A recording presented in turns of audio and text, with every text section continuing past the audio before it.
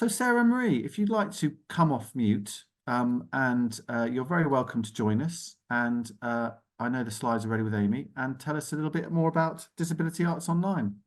Yeah, thanks so much for having me. This is a brilliant Zoom to be part of. This is such a nice thing. So yeah, I'm Sarah. I'm from Disability Arts Online. I've only been at the organisation a year, and we've been around 20 years, so I'm relatively new in terms of the history of DAL. But yeah, wanted to just chat to you a bit about what the organisation does, the people we work with, and the sort of projects we do. Um, so Disability Arts Online, we are a team of 10 and we're all remotely based. So I'm based in Edinburgh. I'm the most northern member of the team. And I'm the first commons manager that they've brought on. We always just had freelancers before me, and now we've got an in-house team. So Amy, first slide, please. So yeah, Disability Arts Online, also known as DAO, is an arts organisation led by disabled people. So we work with a lot of different audiences. We engage with disabled artists. We work with arts audiences who have an interest in disability arts and organisations across the sector. So we work across the UK, but we also have a lot of international work that we do as well in terms of the connections. We're quite unique in disability arts in that we have a website that showcases disability arts content through journalistic writing, through video content, podcast. We also support disabled artists through artist development programs. We run accessible events, so we do some events in person, but we always have an online part of the events as well. So they're either hybrid or they're completely online, just to make it more accessible for people to come along. So those events could be artist-led, focusing on a certain artist. We do events around DIBA, which is the Disability in British Arts Network. So that's really focused on curators and academics in the arts and looking at disability arts topics there.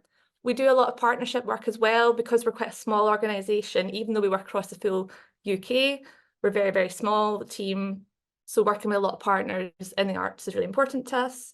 We also have a consultancy and training offering. So we do consultancy for organisations in terms of disability arts, how to make your work more accessible, how to work with artists, just thinking about things like the social model of disability as well, and really how organisations can become more inclusive and how we can make the sector a lot more inclusive. We also have training for individuals in the arts. So for example, we do webinars on the Access to Work programme, which we give to disabled artists to help them really understand how they can navigate that and get support for actually working. And we have a vibrant community of disabled creatives. So our website has a bloggers section where any disabled artists can come on and be bloggers and posting about what matters to them, sharing their work. And we also have a Facebook private group where disabled artists can come on there as well. And really, there's just this lovely community of artists. We've got lots and lots of people that we know that keep coming back and engaging with us, and they feel like it's part of this community, which is brilliant. Next slide, please, Amy. So why we do it. So DAO's mission is to champion disability arts and culture by nurturing creativity, connection and critique. So the creativity comes from the artists we work with. The connections come from the connections we make between organisations, between artists. And the critique really comes from the journalistic background that the website had. So DAO started in 2004. It was started by Colin Hambrook, who started it up as a journal for writing about disability arts. And we've really kind of grown since there in terms of what we do. But because of this, we've got this rich history of challenging the dominant narratives around art from a disability-led position. So there's a lot of feelings that disability arts is maybe not quite as mainstream, or there's a lot of models of the tragedy model or the sort of heroic idea of you've managed to do this art if you're disabled. So we really try and challenge that and show that disability arts is just as meaningful and just as important as the mainstream art that you see. Another point for what we do is empowering opportunities for marginalised voices so that they're appreciated and understood. And I think that really links to giving artists a space and a voice to actually show off what they can do and the different types of work that they do. So we work across all art forms. We don't just focus on a certain art form. So we have artists that work in theatre, We have artists that are visual artists, music, writers, poetry, on dance as well, across so many different types, illustrators. And as a team and with our partners, the projects that we do and the work that we do, it's really about taking a sort of social justice action approach, countering the tragedy model, as I said, trying to change people's views around disability arts, but I guess just disability in general. And another part of our work is that we understand that disability is an intersectional experience, and that can be quite isolating. So we know that there's people who you can be disabled, but this can also intersect with other parts of your identity, such as ethnicity or your sexuality or your class. So we do a lot of work in actually trying to think not just about disability, and I'll go on to talk about a project that we do, where it's not just thinking about that as the only part of someone's identity. So understanding there's a lot more that that sort of contributes to the barriers that people face. Next slide, please, Amy. So in terms of the programme areas that we work across, as I've already said, we do quite a lot. So we've really split it into 4 main areas. So we have our creative programme. So that's where we work really quite closely with artists. So we're showcasing their work. We have discussion around disability arts, critique of disability arts and the different issues in the sector. And we have our events, our artistic events, for people to come along and experience disability arts. Our talent development programme really is about helping artists develop in the sector. So we have webinars, as I've mentioned. We do one-to-one artistic development sessions. So one of the team at DAL will meet with an artist on Zoom and we'll give them a one-to-one session on a topic that they've chosen. So that could be how to produce your work, how to make connections with arts organisations, how to promote your work through social media. So they're really useful, and they're something that takes a lot of time, but I think it's really important to get that one-to-one with the artist as well as your much wider approach. We also have our DAO Associate Artist Programme, so 3 artists a year are taken on and they receive a bursary and they're supported in their work. So for example, last year we had an artist called Ellen Renton, who was a spoken word artist, but she was really interested, she's visually impaired, and she was really interested in photography as well, and how people's ways of seeing, how you view things is very different. So we supported her to have a gallery exhibition at a gallery in Edinburgh, where it was pictures that she had taken, but also with audio described that you'd walk around listening to it. So her descriptions of what they were, and challenging that idea of how you can actually see and how you describe something and how everyone sees things differently. So that was really brilliant to let her move into the medium that she was really wanting to do, but also to bring her poetry skills as well. And we do content takeovers. So this is for our website and also our Instagram as well, where artists come and they take over for a week. It used to be called guest editorships, but they would take over the website and they would choose the content that's going to be put on there. They would do their own pieces around opinion pieces or interviews of artists. So we've just recently had an artist called Alan James Burns from Northern Ireland do that. And that was really exciting because they were chatting with a lot of different disabled artists and focusing on them and sharing their practice. And a lot of them were to do with the sort of intersections between disability and eco art as well. So that was a brilliant one to have.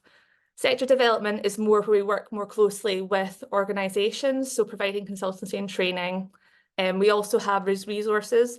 Our new website, which I'll talk about in a wee bit, it's got a much larger resources section now, where there's going to be guides and toolkits and research and reports to help organisations become more accessible and adopt more accessible working practices.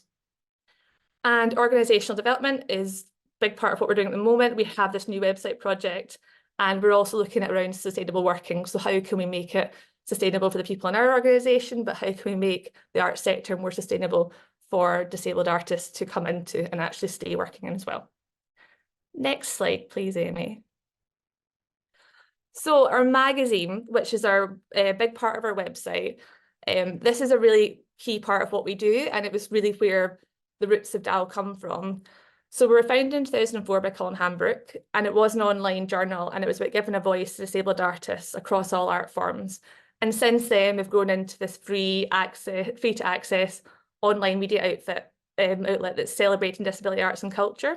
So all our writers, our disabled journalists and content creators are paid and commissioned to create the work that appears on the website and appears across our channels. So this can be news, reviews, interviews, and opinion pieces. We also produce a podcast that comes out every month with Mind the Gap, who work with learning disabled artists, and every episode will focus on a different issue. So it might be disability arts and creative access, or disability arts and young people, or the environment. So we've had some really interesting guests come on and talk on that.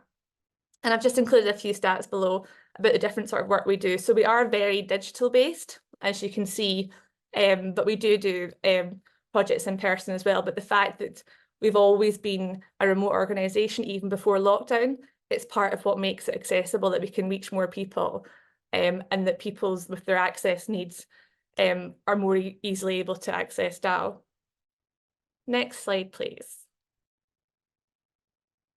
So other digital services that we have our blogger community that I've mentioned.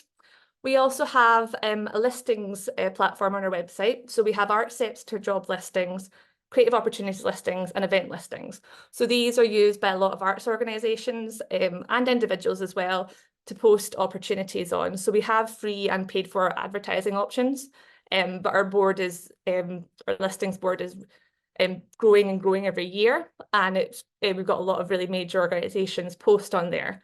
And it's also about jobs that are specifically inclusive for disabled people. So our community of disabled artists know they can check on there, and the organisations that are posting on there, these roles will be for them. We also have our disabled artist directory. So we're developing this for a new website and a directory of accessible arts organisations. So that's just so people can go on and have a look, and actually they're trying to find somebody that works in a particular area or has a particular specialism. They can look at them and they've got the details on how to contact them. And that's just part of our connecting people again, and also accessible arts organisations. So many of them are disabled led, but there's also organisations which do a lot around disability arts that maybe still work in the mainstream that are on there as well. And it's just really useful for people to be able to go on and see and just learn a bit more about organisations across the country and how they can get in touch with them. We have a weekly newsletter, which also includes our events and jobs listings as well. So our premium listings go in there every week. And we have a really engaged newsletter following for that. And as I mentioned before, we've got a private Facebook group for disabled artists to go on and just use as their space to talk to each other. In development on our new website, we have a resources section, as I mentioned. So this has got a lot of guides and toolkits and research and reports, ones that we've written, but ones from the wider sector as well. And really there's a focus on access, disability arts and inclusion, and how to make the sector more inclusive. And our freelancer directory is another directory that we're developing, which is going to have listings for freelancers who provide services to the arts sector. So for example, support workers, or maybe someone who works in marketing. So people that wouldn't fall under an artist or an organisation, but they're still providing services to the arts sector. Next slide, please. So this is our website. So Arts Council England gave us 100,000 to look at our digital infrastructure between 2022 to 2025. So a huge part of this, as I've said, is our new website. So I've got this in the middle here. And with our website, we've just launched our beta version of the website, which I can put a link in the chat for people to see. But our new website is launching really soon. And as part of that, it's really trying to make the platform much more inclusive and a lot more accessible. The way we view ourselves is we're a remote organisation, so our website really is our venue. And this work that we're doing on the website is about really, updating and renovating the venue that we have to make it much more accessible for people, to ensure that there's a wider content that the audiences that we're talking to are able to access it. I found our old website very overwhelming to look at. We do so much, we have so much content, but there's ways to show that without it being quite so cluttered. So we're doing an awful lot of work about the audience and user experience and how we can improve the navigation of that. We have an updated brand. We're looking a lot at environmental responsibility. Obviously, Arts Council England, that's a key focus for them. So that's something that we do. And integration with our CRM system. So we use Salesforce to try and make that a lot more connected. So the artists that are signing up and using our website and maybe are bloggers or they're writing for us, we have them on our system as well, so we can keep track of everyone they're engaging with. Phase 2 of our website, we're going to have a digital exhibition space. So this is going to be quite an innovative platform where we will have a digital art gallery, and we're going to be employing a disabled curator who's going to be curating the work that's going to be exhibited in the online space. And part of this, we're partnering with Future Creators Programme, which is a project that's got various arts organisations, and it's about placing disabled curators into visual arts settings and giving them that opportunity to really create exhibitions themselves. And our exhibition space as well, we're planning to have annual major exhibition and lectures that go along beside that. Linking to that, we'll also have our live streaming platform. So at the moment we do a lot of online events, but sometimes they're on YouTube, sometimes they're on Zoom. We're going to be really bringing it together so that everything will appear on our website, and there'll be a lot of access functions there. And the recordings will also appear on this live stream platform so people can go back and look at previous events as well. Next slide, please. And just wanted to do a quick overview of who we are. So we do a lot, but there's really only about 10 of us that work day to day. So I'm the comms manager. I work part-time because I'm also a theatre maker, freelance theatre maker, but some of our team do work full-time. So on the senior management team, along with myself, we've got Trish, who is our CEO. We've got Joe, who is our digital ops manager, used to be assistant editor of the magazine, and Colin, who's our founding editor. He also works part-time like me. Alongside him, we have Joanne, who's Colin's support worker. Joanne also works a few hours a week as an administrator as well. Alongside Joe, we have Emma, who's our new finance administrator, and she's brilliant.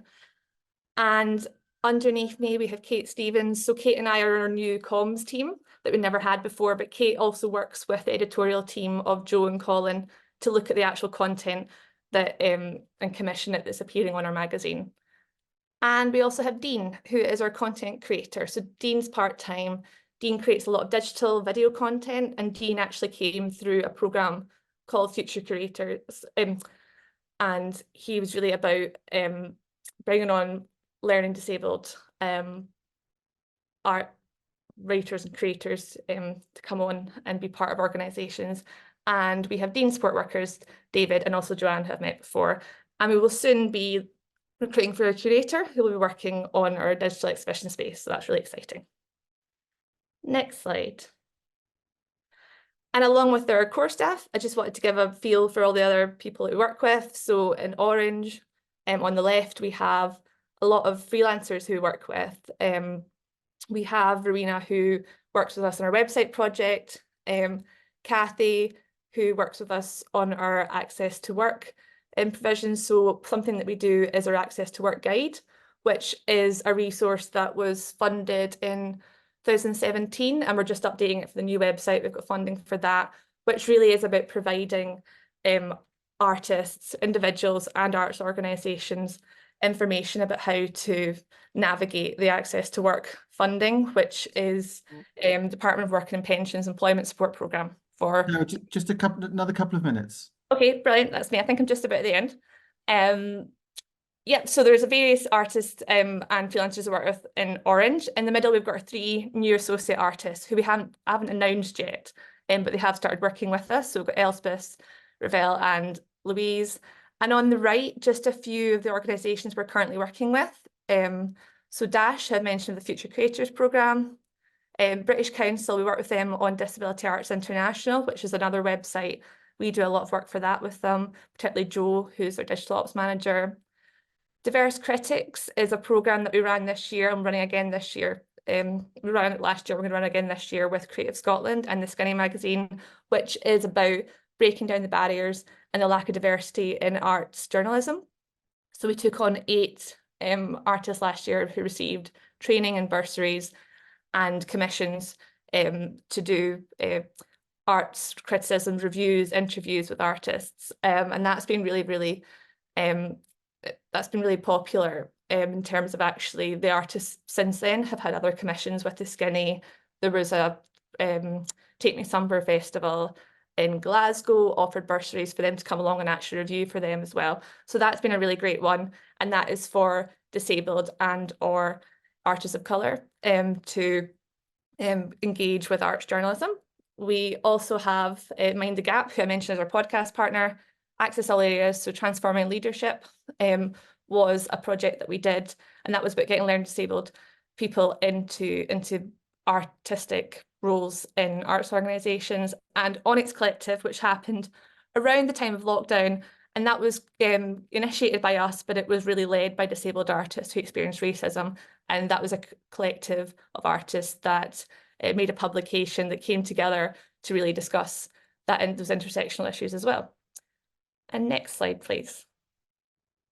So just very quickly, I wanted to end with a few quotes that we've had from people about disability arts online. So these have come from our end of year survey that we always do, that we send out to the organisations we work with, the artists we work with.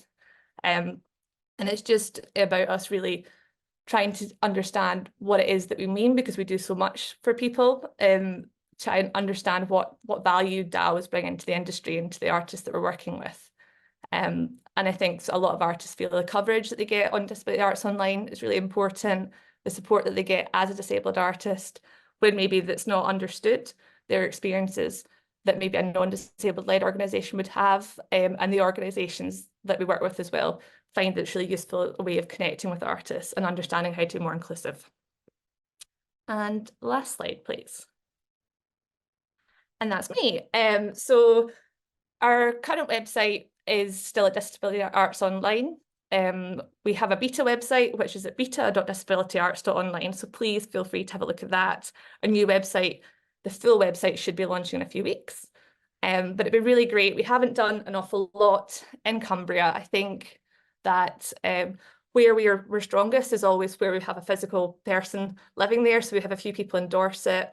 We have someone in Brighton, Newcastle, until recently Coventry, but we're not as focused on Cumbria at the moment. So it'd be really great to engage more organisations there. I know that we've had a few that have used our jobs board, but actually artists, yeah, it'd be great to connect more artists in the area as well. Great, thank you very much, Sarah.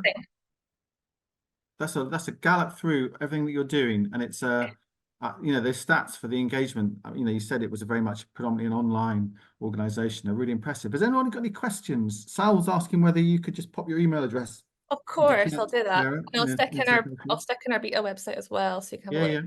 Anyone got any questions or any comments for Sarah about what she's just talked about?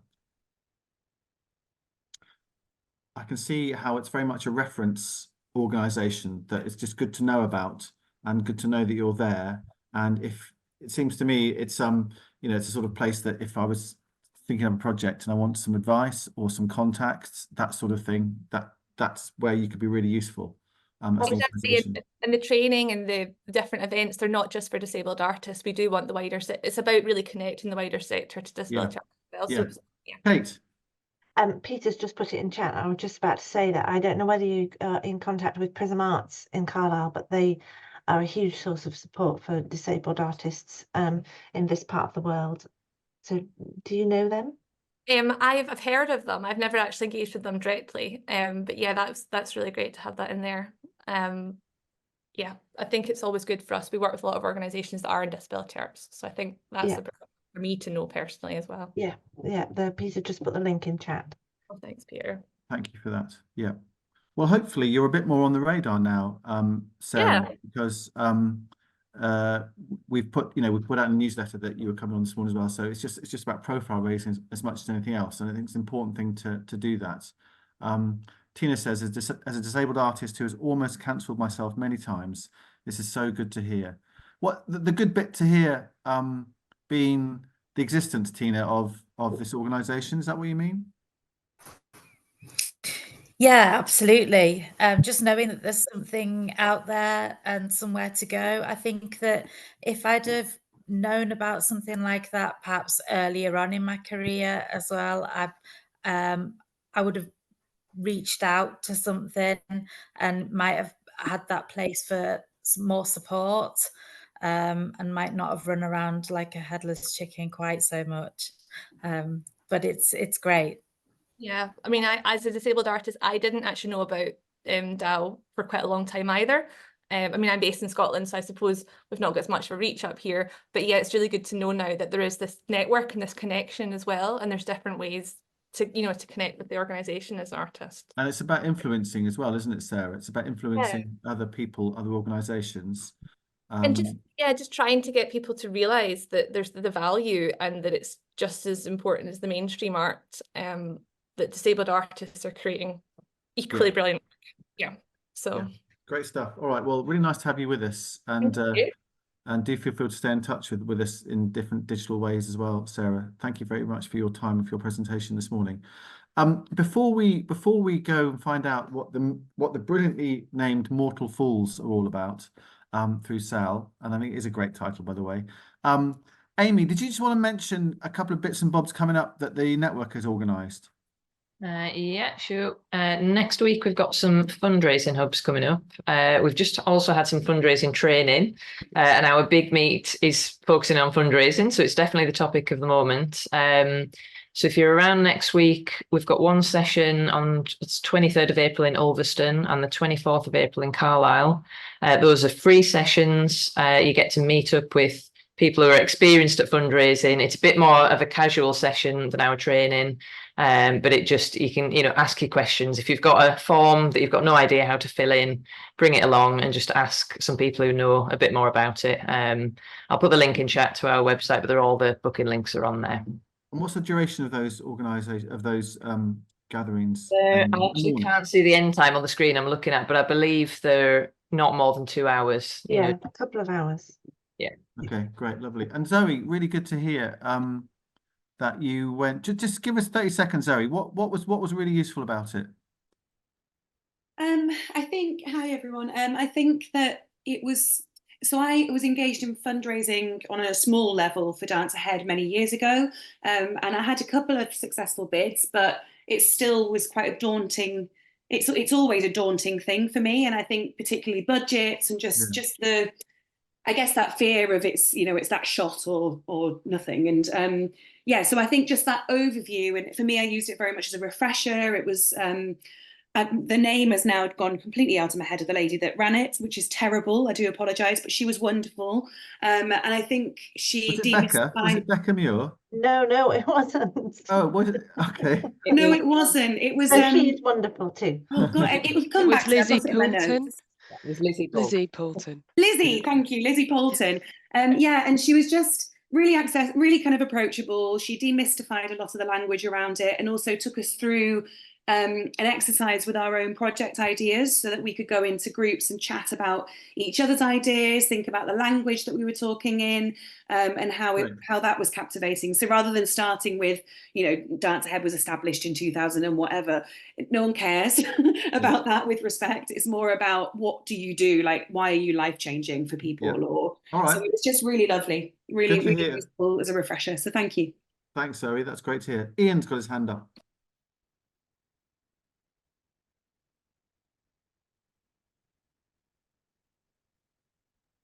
Hi, Kate. I was just wondering, I booked in for the Ulverston fundraising. Is this going to be a duplicate of what's happening in Reged, or should I go to both?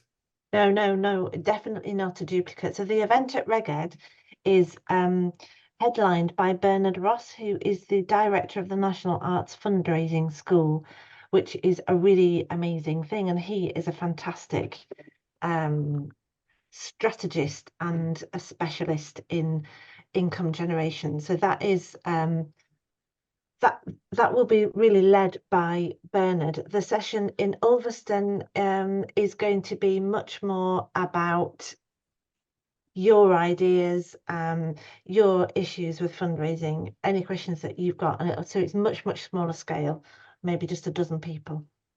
Thank you. Thanks, Ian. Thanks, Kate.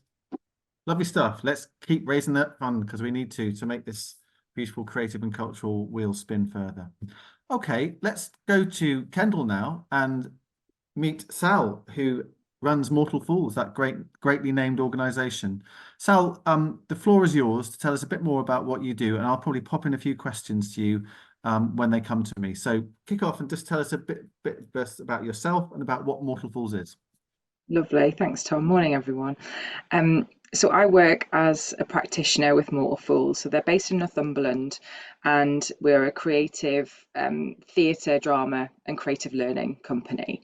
The main reason that they exist is to build better interpersonal connections, and we co-create with young people, make amazing theatre, and our professional branch, which is the Connect training program, is professional development for adults, for individuals, organizations.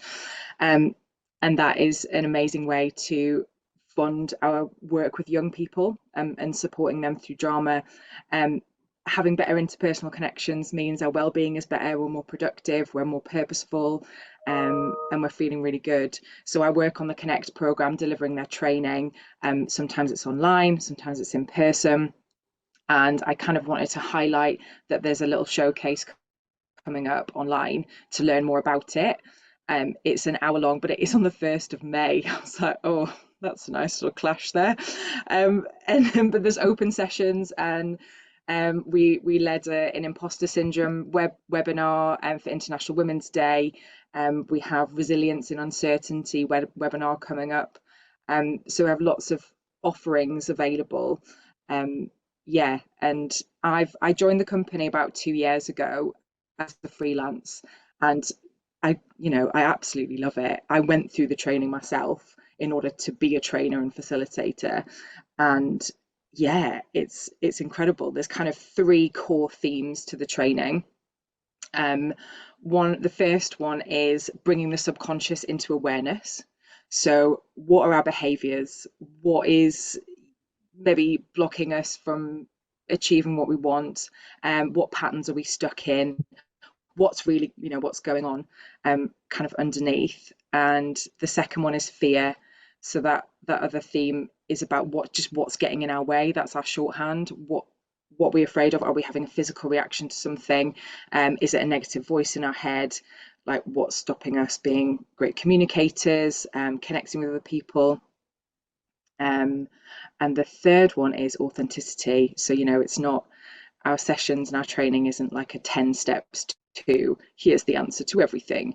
It's experiential. Here's some exercises. We learn by doing. Let's experience something, then let's reflect and see what we learn about ourselves, and how we can better show up in the world and be better connected. So what sort of organizations or institutions employ you, if I can put it like that, Sal? Yeah. So we work a lot with Newcastle University, Ryder Architecture. We've been down to London to run bespoke sessions for Seed Legals, which is like a tech company startup. Lots of different types of organizations and individuals. Northern Stage, Muckle, so working with lawyers, really fun. Yeah, a wide range of people. Okay. And at the end of a piece of work with you, organizations, institutions, individuals will be better ready to do more things, to be educated, to behave differently. I mean, what's the end game? If I was to employ you for an organization that I work for, what would be the end product, if you like? Yeah, it depends on the topic of the training. We're doing a lot of work around presentation and powerful communication skills. We use models from social sciences, theatre practice, business theory, kind of melding that together to find useful ways to get over those obstacles, to get over any barriers that you might be having, and to feel more confident, to feel more empowered. So particularly at the moment, I'm doing a lot on powerful communication, and so people are feeling more self-aware. So they're conscious of what they're doing, they're conscious of their body language and how they're coming across, and they're aware of what's engaging and what isn't, and they can start experimenting. But I wouldn't say there's like a finished product at the end of the day. It's I've had a new discovery, now I go off and work on that, because as we know, changing habits is a practice and it doesn't just happen instantly, but it's about embedding new ideas and ways of viewing things. Yeah, I think you said you're based in Kendal. Have you done work in Cumbria at all so far? I haven't personally. So it's in Northumberland. So I travel over to work, but I would love to connect with more people here because I'm freelance, kind of traveling here and there and everywhere. But I wanted an opportunity to kind of share this into Cumbria and be like, this is really cool training. This is really different. And if you'd like to hear more or know more, it's mortalfools.org.uk. Yeah. And the theatre company, the Young Company, they tour, so they've just been to Burnley and Theatre Porto as well. So it is coming out of Northumberland, and obviously online our reach is much further. But I'm starting out because I moved to Kendal about 2 years ago, so kind of like starting out in Cumbria and seeing what the training opportunities are. Okay, lovely. Any questions, anyone? Amy? Hi, Sal. Yeah. Just in training, maybe mixing in things like psychology, and so it piques my interest. It sounds interesting. Is there anything that makes it relevant, sort of specific for the arts? You know, sort of on this call we'd have freelancers, so we might have people from organizations. Kind of what would be the benefits, or how would it be tailored towards the arts? I think there's a lot of benefit in communicating. So we do a session on defining your why. We work with a lot of artists, going a bit like what you were saying, Zoe, with the fundraising. Telling you what and how isn't interesting. It's the why. It's what drives you. So that's really beneficial when communicating what you're doing, what project you're working on, speaking confidently and passionately about that. And just becoming aware of like your communication styles and to better connect with people. Did I explain that okay? Yes, thank you. Any other questions, thoughts from anyone in the room, as it were? Zoe? Yeah, hi. So I think it's really interesting, Sal, and it's again piqued my interest to just use the same kind of language. But I think imposter syndrome personally has always been a massive issue for me, and I've worked in higher education, and even within that context, like I think I've managed to find strategies to overcome it to an extent and to play the game, and maybe like performing arts has helped with that, but it still is deep within it. And I do think it's something that a lot of female artists in particular, and that's not to say that males don't suffer from that, but I think quite a lot of female artists that I've encountered, through my time have suffered. So it's quite interesting to hear that there is specific training that focuses on that.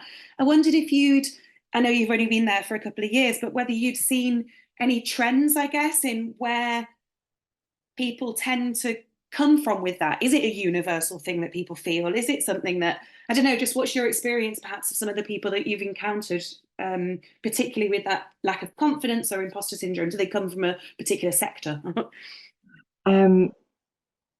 Not that I've seen a particular sector. I think it happens everywhere. And like you said, I think a lot of women suffer with it a bit more.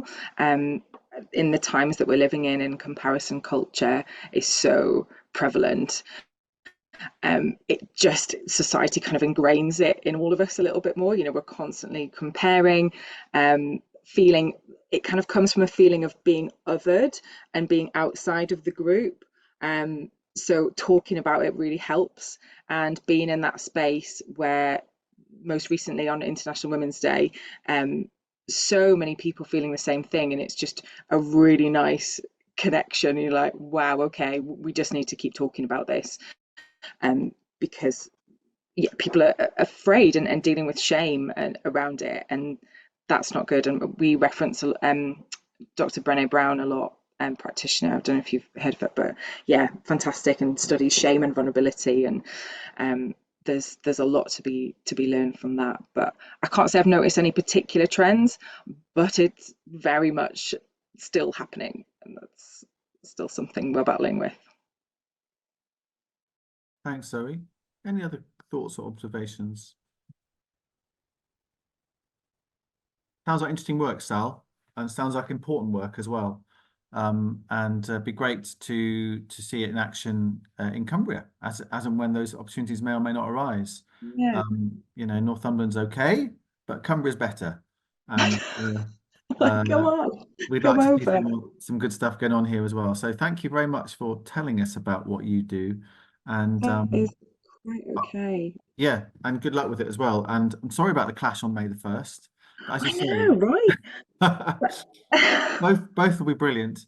Yeah, Yeah. and Chloe's just saying, could you share a contact, Sal, in chat? Are you happy to share a contact, Sal, in chat? So Absolutely. Yeah, I'll send that over and kind of social media things. yeah, Yeah. great. Okay, lovely to see you. Lovely to meet you. Thank you for coming on this morning. Thanks, everyone. Can we just conclude, Daniela and Daryl? I'm looking at you because you're both not in Cumbria, but you're coming up to Cumbria, probably up, for a couple of weeks, I think. Is that right? To take occupation of the space in Penrith at Eden Arts. Just give us a little flavour of the sort of thing that you're doing, and perhaps why you wanted to come to Cumbria for a couple of weeks to do it. Daniela, let's kick off with you first, Okay. and just tell us Well, what you do again. well, I'm a freelancer and artist. I have been a freelancer for the last over 10 years. Many of things. Photography is my background. I've settled in professionally making visions physically, realized visions that is often for film events in the art department. However, my visit with Eden Arts is twofold. So I'm there to develop some ideas to expand on the winter droving, which is in the planning stage. Personally, as an artist, I'm there to find an outlet or have a coming out, so to speak, for my poetry, which deals with the human condition and the way that we engage with the world, with nature in particular. So I feel that is a pathway for me to, just what Sal mentioned as well, to kind of help people to connect to their subconscious and raise awareness. I've been writing for many of years, but was more practice of or reflecting on my own experiences in the world. And Cumbria in particular is, in my imagination, and I have been many years before to see the winter droving to Penrith, is for what I'm seeing here, it's the network and it's the sense of community and it's the sense of connecting to other people and nature, which I feel is hugely lacking in London in particular, or in big cities. So I'm looking to to have that time to reflect on that and share as an artist, and also to find the confidence as a creative person to I work in film and theatre, but it's often what I'm hearing here is often to also there's more meaning behind it than just creating something beautiful to look at. So it's just honing in on that. Lovely. Well, thank you for sharing that with us this morning. Thank you, Daniela. And Daryl, tell us about why you're coming here. Yeah, of course. So I'm coming up to Eden Arts to well, I'm a physical comedian or a clown. Not with in the traditional sense. I kind of, the best way I kind of describe it is like a Mr. Bean with tricks. So I think as soon as you say the word clown, a lot of people like wince. But essentially the reason why I work non-verbally is that well, I'm a neurodivergent artist, but the reason why I work non-verbally is because essentially everyone's welcome. So my work's very silly. It's very sort of playful. And I'm up there to be working on my new show, which is called, well, you never quite know what it's going to be called. But it's playing with ideas of clubs or kind of like groups or things that people kind of put ourselves in, or we put ourselves in. So playing with the idea, we did some silly stuff. I'm a big dog lover, so we're playing with the idea of crufts. And I've got this little silly, those little flipping dogs that you get off of like Amazon or whatever. I'm kind of doing a cruft show with one of those that can't do the flip, and I train it up, then it's able to do the flip. Making the perfect cup of tea. So like now, instead of, because obviously, we like it. So it's kind of like it's shining like a gentle sort of like light on sort of some of our sort of traditions and stuff in the UK. So kind of like holding the things that we love that that are really important to us, and kind of like sort of taking them to a really sort of silly place.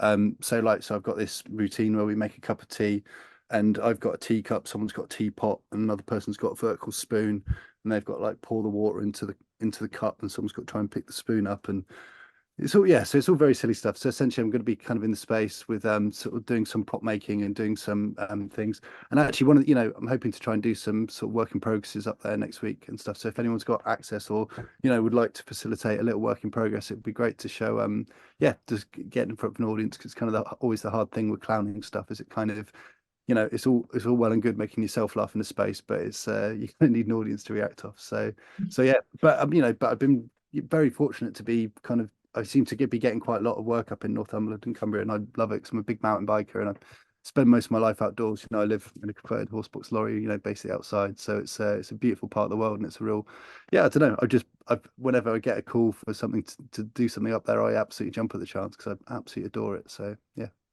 Fantastic. It sounds great. Chris Dennett often wins the prize for the most interesting looking background to his Zoom calls. But Daryl, you're running him quite a close second place today. I can see some, you know, because when you say you're in a horse box trailer, you know, I want you to pick up your camera and show us around. Just come, you've pressed mute, so we can we'll just observe it with our eyes. There we go. Yes. So here's Bowie, who's my lurcher of 10 years. He's a good boy. And we, so we've lived in this for over 13 years. We started off touring with circuses. So we kind of wanted a home to kind of tour with, basically. And we're based at a creation centre here in Bristol. And yeah, well, actually, come on, let's do whole hog while we're doing it. My partner's a gardener. So she's so where we haven't been able to have a real garden, she's made this beautiful garden with all the pots. See all those there. Yeah, so we live in this training space called 15, which is run by the so essentially in a car park in the centre of Bristol. Yeah, it's we've done our hardest to try and make it as beautiful as possible. Silly. I love the fact you've got a garden going on there as well.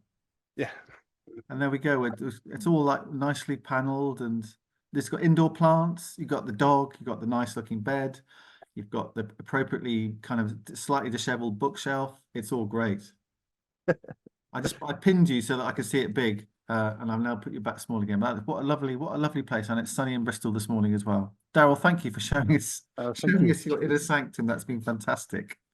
Right, I think we're there. It's 10:30. So I'm going to say thank you to Sarah Marie, and to Sally for telling us about their projects and the work they're doing. Thank you to Daryl and Daniela for telling us about what they're doing as well. And thank you for all your contributions. Some really great stuff going on and coming up. Next week, fingers crossed, we're going to be live in a new so Dan Ibbotson, maybe we'll get him back next week. Who knows where he'll be, but sadly, he's probably having a great hangover-induced sleep this morning. That's what my best guess. But anyway, we may catch up with Dan, but we're going to go to the new printing press offering in Cockermouth in Marketplace. There's a lovely shop that's opened with a huge printing press where they also run craft sessions and teach yourself how to print sessions. So we're going to go there. There might be some Catalyst catch up next week as well. Is that right, Kate? Because I know you've been honing down the 200 plus down to 3. And we might hear a bit more about that. Is that right? I'm hopeful that we'll be able to make that announcement this time next week. Yes. Okay, so exciting times there. And one or two other bits in the pipeline too. So as ever, tune in and find out what's going on. Have a great weekend, everybody. Lovely to see you all. Enjoy the sunshine. It's going to be a beautiful day tomorrow, I think, so in Cumbria. So enjoy that and catch you all again soon. Thank you.